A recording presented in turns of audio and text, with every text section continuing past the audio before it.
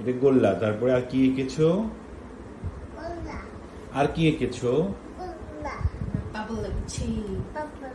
বুঝাচ্ছো? Okay, এটা Prothoma painted bag for me. Hello, এটা কি করেছো? আর্ট করেছো? বলো।